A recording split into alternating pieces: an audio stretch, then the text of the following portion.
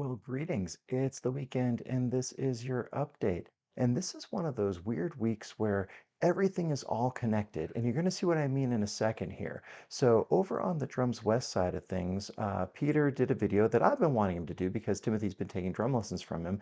And it was answering the question of why should you take drum lessons in the first place? And I thought he had some really good points and great discussion and consideration on that one. But one of the biggest ones is understanding what you're actually getting yourself into. So check out a clip from that video and see what I'm talking about. The big thing about bringing a drum set into your home is understanding you're bringing a drum set into your home. The biggest thing I see is people buy drum sets and then the parents buy all these muffling products and they just want to kill the sound of the drums. Well, now the kid isn't going to learn any kind of volume control. They're not going to learn any kind of sensitivity control because there's no bounce back, there's no feedback, there's nothing telling you what the tension is on the drum and how to hit it, right? And the kid's probably not going to enjoy playing a set of muffled drums. So therefore, you just bought a drum set, put towels and blankets and all this stuff over, and the kid can't even hit the drums and make them sound like drums. So great tips on why you never want to muffle your drum set because that's going to just detract from the enjoyment of it. And again, you're bringing a drum set into your home.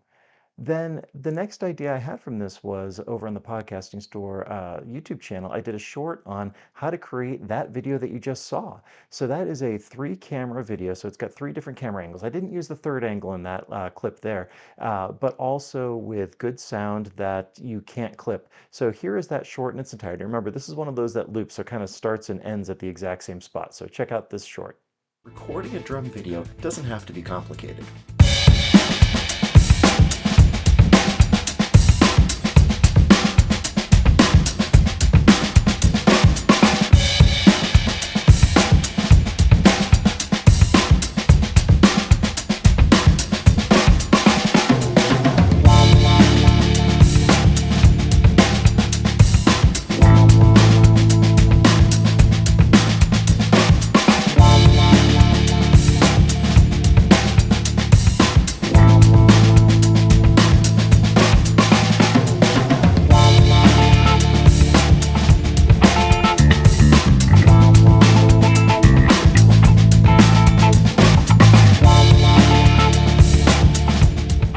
Now you're set up with 3 different camera angles to choose from in your editing, plus the sound is recorded in 32-bit float, so no matter how loud you are, it's not going to clip, because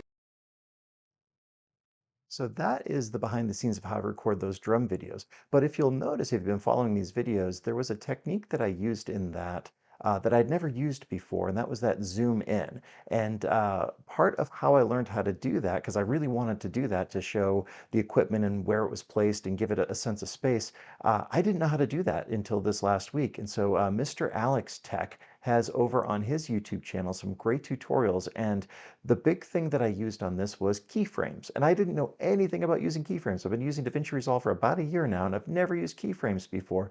And was it perfect? No, of course not. But check out a clip from Mr. Alex Tech's video, the one that I used to learn how to do keyframes, and it is a less than 5-minute video. So check out this clip. Open up the inspector, top right hand corner, make sure you're on the video tab and then within transform. And you'll see all of your transform controls within here. To the right of those controls, you'll see these small little diamond icons. These represent your keyframes. And all you need to do is you click these to add keyframes in specific points. But because keyframes are smart, all you need to do, you set the start point, you set the end point, and DaVinci Resolve will fill in the gaps and do the animation for you. So what And then over on the Podcasting Store Medium page, and this is where everything really is connected. As I said, I'd never used keyframes before, and I really needed to learn how to do that, so I learned how to do that. Was the video perfect? No, of course not, and it's not going to be, but it's going to keep getting better. Well, I reference back to an essay I did back in 2021 talking about how if you do 1% better every day, by the end of the year, you're going to be about 37 times better at whatever it is that you're trying to do. Conversely, if you do 1% worse, you're going to be a little less than flat. And it doesn't take much effort to do just one thing better every day. And that's all it has to be. I mean, we have these gargantuan tasks like learning DaVinci Resolve. Well, break it down to smaller things. I mean, good enough is good enough, and in process is fine, and eventually you're going to see those results. So check out that essay if you missed it the first time around. I think it's a really great read, and it really ties the theme of the week together, how everything is connected. So that is your weekend update. As always, thank you so much for watching.